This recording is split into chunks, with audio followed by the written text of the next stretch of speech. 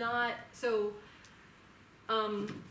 first of all, if you look at the biblical vow in the ancient Near East, you have almost all the cultures where we have, from that time, where in that time and place, where we have artifacts, where we have information, have a conditional vow, you know, very similar to this, even in some aspects of the formula itself.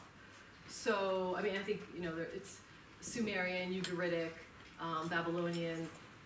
I think Egyptian is really the big exception there. So it's, you know, even there, it's clearly part of a larger practice that they're participating in. Although I'd also add that it's not sort of minor in as much as once you start looking for it, it turns out it's all over the place in the Bible. I mean, it's in several narratives. It's in, you know, legal text in Leviticus, Numbers, Deuteronomy. It's all over Psalms and Proverbs and wisdom literature, you know, other wisdom literature.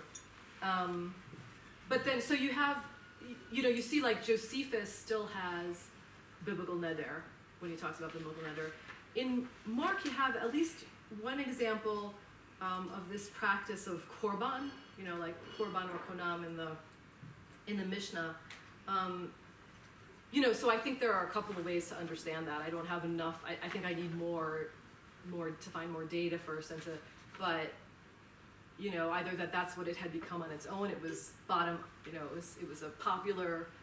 You know, as neder seems to have been to begin with, it was a kind of a popular shift, or it was a category that had kind of emptied out, that they were filling with this other thing, this korban thing that we see in Mark. In Mark, there's a, you know, mockery of those who have these practices of calling something holy. Basically, that's what they're saying that they're doing. And interestingly, I just want to, since you're bringing up the rabbinic side of things, so that's very consistent.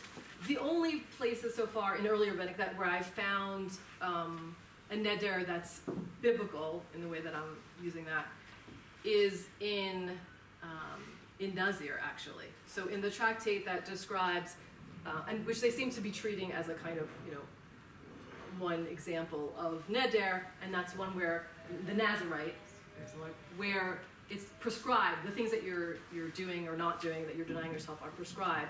So it's only there, and there's a story, the story, it's maybe a little bit of a well-known story of Queen Helene, who makes a vow to be a Nazirite, you know, if her son comes back from war. So it's very clearly like a biblical style neder, which makes sense. I mean, it fits into this because she's then has to go bring a sacrifice. So it's happening. You know, she dies in like the 50s or 60s or something like that. So she's still within that practice.